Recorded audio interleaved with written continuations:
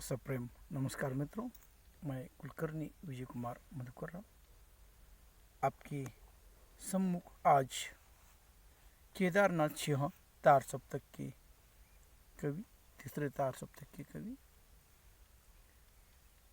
जिनकी फर्क नहीं पड़ता ये कविता द्वितीय सत्र BA BCom BSc द्वितीय भाषा के पाठ्यक्रम में रखी गई है और उसी पर चर्चा करने के लिए मैं प्रस्तुत हूँ।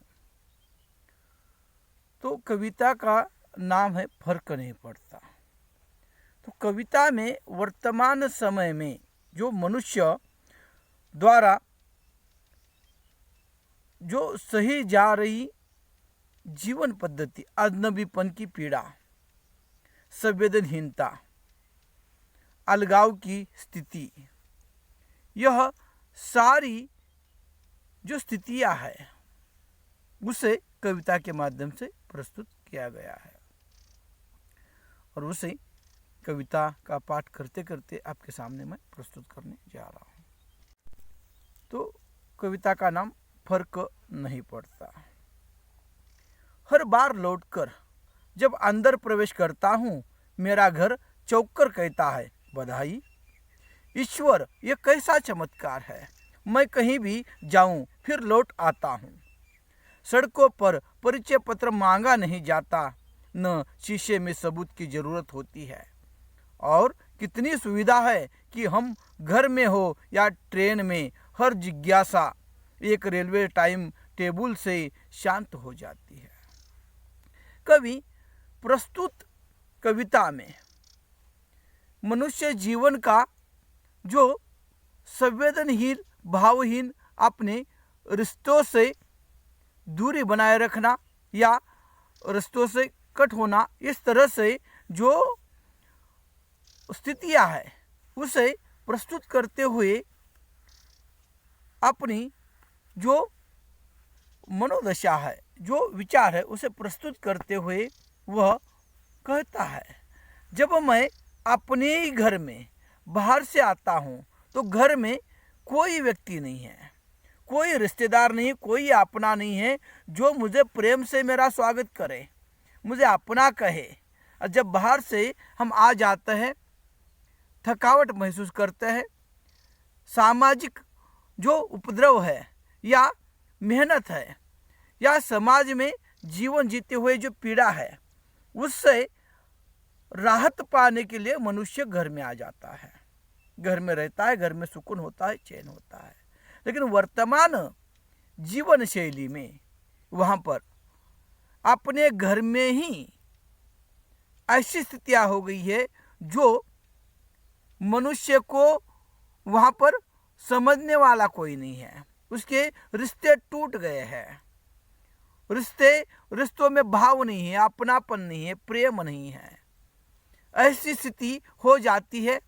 और इसलिए कवि कहता है, जब मैं घर लौटकर आता हूँ बाहर से, तब अपने ही घर में जब देखता हूँ तो वह मकान मात्र वहाँ पर है, घर मात्र है, और वह कहता है बधाई हो, बाकी कोई लोग नहीं, कोई रिश्तेदार नहीं, कोई अपना नहीं, कोई भी नहीं है। वो निर्जीव जो वास्तु है वही बधाई देने के लिए वहाँ पर सामने आ जाती है। इसका मतलब यही है कि घर परिवार के जो रिश्ते है, जो अपनापन है, वो कहीं खो गया है, कहीं किसी में अपनेपन की भावना या वहाँ पर दूसरों के लिए समय वहाँ पर दिखाई नहीं देता। भावहीन, संवेदनहीन मनुष्य अजनबीपन का अकेलापन महसूस कर रहा है, अपने आप में वो उदासीन है और उस तरह से वह अंदर से टूटा हुआ व्यक्ति मानो वह एक ढांचे की तरह जीवन जी रहा है।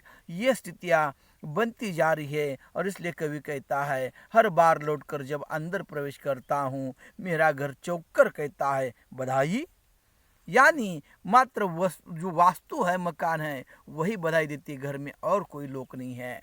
और जैसे वहाँ पर आज की वर्तमान स्थिति में वहाँ पर भावहीनता दिखाई देती है और इसलिए कवि कहता है सड़कों पर परिचय पत्र मांगा नहीं जाता। जब बाहर जैसे बहुत सारे अपरिचित व्यक्ति होती है, भीड़ तो होती है, लेकिन उस भीड़ में कोई अपना नहीं होता। वहाँ पर कोई किसी के पास किसी के लिए समय नहीं है, हर व्यक्ति व्यस्त है। सिर्फ वहाँ पर अपना अपनी उसकी जीवन शैली है, वह अपने तक सोच रखता है, अपने जीवन को लेकर ही उसके पास समय है। बाकी औरों के लिए सोचना या औरों के लिए उनके पास कोई संवेदना नहीं है। ऐसी स्थितियाँ हो गई है जैसे सड़कों पर अनेकों लोग होते हैं, लेकिन किसी का किससे परिचय नहीं होता। और जैसे हम अपने आप को शीशे में जब देख लेते हैं, शीशा जैसा वास्तव दिखाता है, सत्य दिखाता है, उसी तरह की यह जीवन शैली, वो जो अंदर जो मनुष्य है वही वहाँ पर बाहर है ऐसा नहीं है, बाहर की स्थितियाँ अलग है। इसलिए कई कहता है सड़कों पर परिचय पत्र मांगा नहीं जाता, न शीशे में सबूत की जरूरत होती है। और यह जो टूटते हुए रिश्ते है, वीरान सा जीवन है, जिस जीवन में प्रेम नहीं है, अपनापन नहीं है, संवेदना नहीं है, मात्र ढांचे है। हर व्यक्ति अपने अपनी जीवन शैली को लेकर जीवन जी रहा है, किसी के पास औरों के लिए समय नहीं है। ऐसी स्थिति जब कभी देखता है तो मन ही मन में घुटन के कारण वह सोचता है ये मनुष्य यंत्रवत जीवन जी रहा है। जैसे ट्रेन का टाइम टेबल होता है, वहाँ पर समय सारणी होती है, वेळापत्रक जिसे हम कहते हैं, उसी तरह से वह समय पर आना, समय पर जाना, और वह यंत्र जिस तरह से वहाँ पर आदेश देता है, सूचना दे देता है, नोटिस दे देता है, और वह यंत्र जैसे सूचना के बाद मनुष्य काम करता है, उस तरह से मनुष्य का जीवन बन गया है। यंत्र की जैसे सूचना प्राप्त होने के बाद कार्य करना, और वही कार्य वही वही बार बार दोहराना, और उसी तरह से मनुष्य का जीवन यंत्रवत हो गया है। यंत्रों को भावना नहीं होती, संवेदना नहीं होती, अपनापन नहीं होता, प्रेम नहीं होता, मात्र वह आदेश का पालन करता है। उसी तरह से मनुष्य का मानो जीवन बन गया है, और वो ट्रेन में वहाँ पर जिस तरह से टाइम टेबल होता है उस तरह से मनुष्य जीवन जीने लगा है। इसलिए कवि कहता है ये जिज्ञासा एक रेलवे टाइम टेबल से शांत हो जाती है, और अपना नियमित कार्य करते हुए व्यक्ति उससे में जीवन गुजार रहा है। यह संवेदनहीन भावहीन स्थिति मनुष्य के वहाँ पर पास है, क्योंकि मनुष्य वैसे सामाजिक प्राणी है, और समाज में जो औरों के साथ जब रिश्ते रखते हैं, औरों के लिए वहाँ पर सोचता है, औरों के लिए वहाँ पर सहायता करता है अच्छे कार्यों में। और जैसे यह स्थितियाँ मनुष्य की होती है, लेकिन आज वो दिखाई नहीं दे रही है। मनुष्य एक विशिष्ट ढांचे में जीवन जीता हुआ दिखाई दे रहा है। और इसलिए कवि कहता है आसमान मुझे हर मोड़ पर थोड़ा सा लपेट कर बाकी छोड़ देता है, अगला कदम उठाने या बैठ जाने के लिए। कवि कहता है आसमान यानी कवि की जो स्थितियाँ हैं, जिस परिवेश में वो रहता है, और वहाँ पर कवि को उस भीड़ में कभी कभार किसी से लगा हो जाता है, उसे लगता है यह अपना है, मेरा है, और इस तरह से वह सोचता है, लेकिन थोड़ी देर के बाद वह भी छोड़कर चला जाता है। कवि का ये भ्रम था कि वह अपना है, अपना किसे कहे, क्या कहे, ये समझ में नहीं आता। और इसलिए कवि कहता है आसमान मुझे हर मोड़ पर थोड़ा सा लपेट कर बाकी छोड़ देता है, अगला कदम उठाने या बैठ जाने के लिए। और वहाँ पर कवि ने भ्रम के कारण जैसे सोचा था इस भीड़ में मेरा कोई ना कोई है, कुछ ना कुछ है, लेकिन वहाँ पर किसी के पास कोई समय नहीं है, या वहाँ पर अपनेपन की जो भावना है वो मात्र दिखाने के लिए है। वास्तव में हर व्यक्ति अपने लिए खुदगर्ज होकर जीवन जी रहा है। इस भीड़ में मुझे अपना अपना लगता था, लेकिन मैं अपना कोई नहीं है, ये मात्र भ्रम है। इस तरह की कवि की भावना है। और यह जगह है जहाँ पहुंचकर पत्थरों की चीख साफ सुनी जा सकती है। और ये समाज पत्थरों जैसे हो गया है, वो मनुष्य में पत्थरों की जैसी भावना आ गई, जैसे पत्थरों में हृदय नहीं होता, भावना नहीं होती, वहाँ पर कोई उसे जीवन का मकसद ही नहीं होता। वह उस तरह से पत्थर सा जीवन वहाँ पर हो गया है। किसी के पास संवेदना नहीं है, किसी के पास अपनापन नहीं है। दूसरों के लिए संवेदना या प्रेम, अपनापन की जो भावना होती है मनुष्य ने शायद खो दी है। और इसलिए कवि कहता है, और एक जगह है जहाँ पहुंचकर पत्थरों की चीख साफ सुनी जा सकती है। यानी समाज में ऐसी बहुत सी घटनाएं घटित हो जाती है जिस घटना में मनुष्य को दूसरे मनुष्य की सहायता आवश्यक होती है, लेकिन ज़रूरत होती है, लेकिन वहाँ पर वो सहायता करने के लिए तैयार नहीं। जैसे सड़क रास्ते से जा रहे, रास्ते पर जाते हुए कोई दुर्घटना घटित हो गई है और उस वक्त राहगीर जो होते हैं उसमें से कई व्यक्ति को यह अपेक्षा होती है राहगीर जाकर अस्पताल पहुंचाएंगे, एम्बुलेंस को फ़ोन करेंगे, सहायता करेंगे। लेकिन आज का समाज मात्र वहाँ पर दर्शक बनकर रह गया है। वह मोबाइल पर व्यस्त है, वो वीडियो बनाना चाहता है, वह खबर सारी दुनिया में फैलाना चाहता है, लेकिन वह सहायता करने की मानसिकता नहीं रखता। और इस तरह की स्थिति हो गई है। और यह बाहरी दिखावटीपन से समाज जीवन जी रहा है। इसलिए कहता है ये पत्थरों जैसा समाज हो गया है। जैसे पत्थरों को कोई भावना नहीं होती, उस तरह से स्थितियाँ हो गई है। पर सच तो यह है कि यहाँ या कहीं भी फर्क नहीं पड़ता। तुमने जहाँ लिखा है प्यार वहाँ लिख दो सड़क, फर्क नहीं पड़ता, कभी कहता है। पर आज की वास्तविकता ये है, सच्चाई ये है, किसी को किसी के सुख, वहाँ पर दर्द का, खुशी का कुछ लेना देना नहीं है। वहाँ पर किसी को कुछ फर्क नहीं पड़ता। किसी को कुछ हो जाए या किसी भी तरह से कोई जीवन जिए, वह मुझे कुछ फर्क नहीं पड़ता। जब तक वो बात मेरे तक नहीं आती तब तक दुनिया यही सोचती है मुझे क्या करना है, वो उसका प्रॉब्लम है, वह उसका जीवन है। और इसलिए वो कहता है मुझे फर्क नहीं पड़ता। और इसलिए जो कवि कहता है आज प्यार जो शब्द है, जो अपनापन है, जो रिश्तों में होता है, भाई का प्यार होता है, बहन का प्रेम होता है, माता का प्रेम होता है, यह सारी स्थितियाँ जो परिवार जो प्रेम के कारण चलता है, प्यार के कारण चलता है। जैसे हम देखते हैं हम साथ साथ है जैसी फिल्म हमें क्यों अच्छी लगती है, क्योंकि उस फिल्म में जिस तरह से वो परिवार एक दूसरे की खुशी के लिए जीवन जीता है, एक दूसरे के वहाँ पर सहायता के लिए खड़ा होता है। किसी को कोई दर्द हो जाता है तो वह दर्द महसूस सारा परिवार करता है। यह परिवार की स्थिति होती है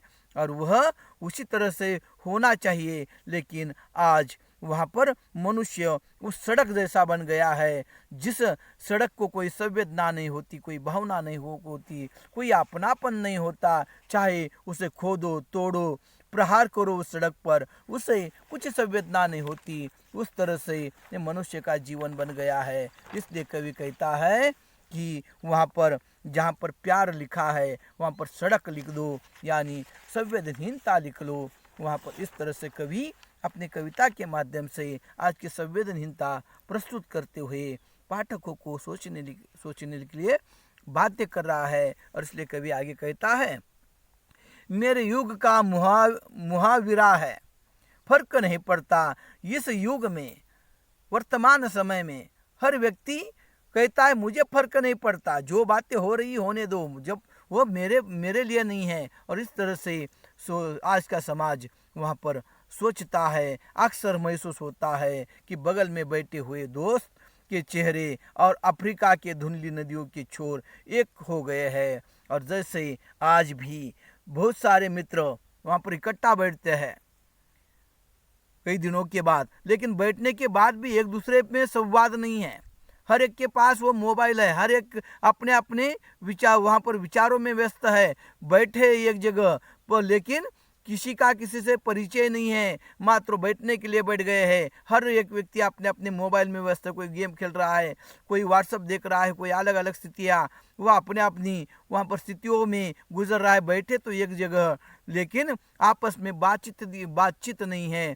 और इस तरह की स्थितियाँ हो गई है। और इसलिए कभी कहता अक्सर महसूस होता है कि बगल में बैठे हुए दोस्तों के चेहरे और अफ्रीका के धुंधली नदियों के छोर एक हो गए हैं। जो अफ्रीका में धुंधली नदी है जिसे कभी ने कभी देखा नहीं है, और अपरिचित है, मात्र सुना है, उस तरह से मात्र सुना है, वह अंदर से महसूस उसका सौंदर्य नहीं होता उस नदी का। उस तरह से ये मित्र मात्र बैठे हैं, लेकिन एक दूसरे के प्रति उनके पास समय नहीं है, मात्र वह अपने अपने वहाँ पर जीवन शैली में व्यस्त है वह।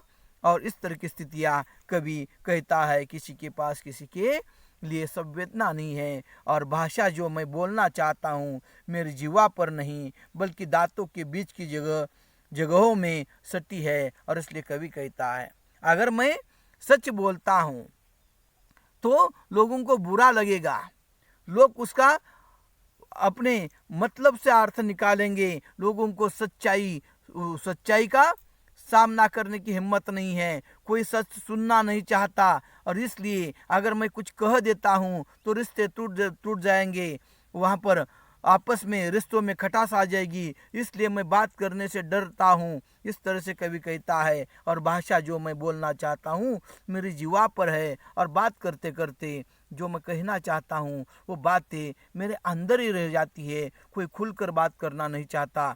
ऊपरी तौर पर बाहरी बातें अलग होती है, बहुत सोच समझकर अपने उस व्यक्ति के वहाँ पर दोष भी है, लेकिन उस व्यक्ति के मुंह पर मीठी मीठी बातें करना, अच्छी बातें करना, उसके जैसी बातें करना, और वहाँ से एक नियोजन के अनुसार बातें करना, लेकिन सच कहना नहीं है। ये स्थितियाँ हो गई है। और सच अंदर या अंदर होता है, दिखाने की बातें अलग होती है, अंदर की बातें अलग होती है। जैसे हाथी के दांत होते हैं, खाने के अलग होते हैं, दिखाने के अलग होते हैं, उस तरह से व्यक्ति बन गया है। सच कहने की कोई हिम्मत नहीं रखता, क्योंकि डर रहा है कोई अगर सच सुनेगा तो रिश्ते खराब हो जाएंगे, इसलिए वह सच्चाई का सामना नहीं करना चाहता, सच्ची बातें बोलना नहीं चाहता।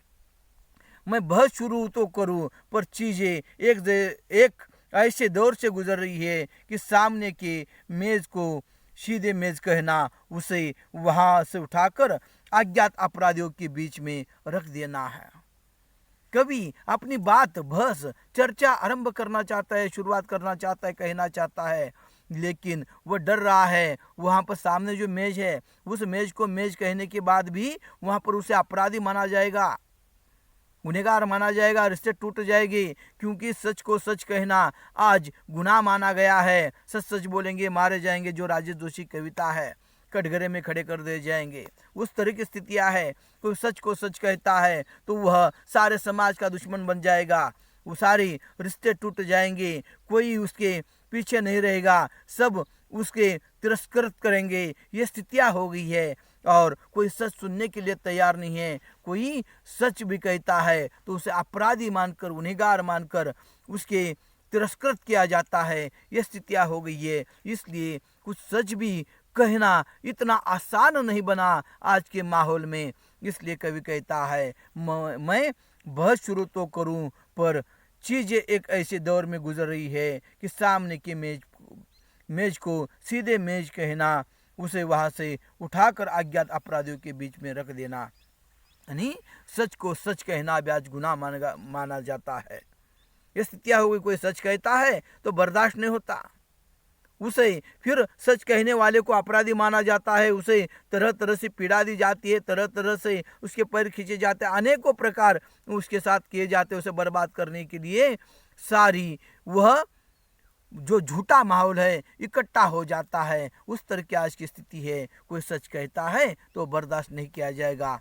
इस तरह से कवि अपने कविता के माध्यम से कहता है। और यह समय है जब रक्त की शिराएं शरीर से कटकर अलग हो जाती है, और यह समय है जब मेरे जूते के अंदर की एक नन्ही सी कील तारों को गढ़ने लगी है। कवि उदासीन है, अंदर अंदर घुटन महसूस कर रहा है। और कवि कहता है जैसे शरीर की सारी जो रक्त शिराएं है, वह धमनियां है, वह मानो टूट गई है, ऐसा आज के वर्तमान के समय में लग रहा है। और वहाँ पर जैसे जूते में एक कील जब घुस जाती है, वहाँ पर सारे शरीर को पीड़ा दे देती है, उस तरह से वहाँ पर आज की स्थिति हो गई है। और इसलिए कभी आज के अजनबीपन, पीड़ा, वहाँ पर भावहीनता, भावशून्यता और यंत्रवत जीवन जीने वाले मनुष्य के इस स्थिति पर वहाँ पर प्रकाश डालते हुए यही अपेक्षा रखते हैं कि यहाँ पर मनुष्य ने अपनी स्थितियाँ बदलनी चाहिए, सामाजिक सरोकार के साथ समाज का विकास होना चाहिए, संवेदना होनी चाहिए, भावना होनी चाहिए। लेकिन आज ये कवि को दिखाई नहीं देता। इस तरह से कविता के माध्यम से केदारनाथ सिंह ने फर्क नहीं पड़ता इस कविता में अपने विचार व्यक्त किए गए।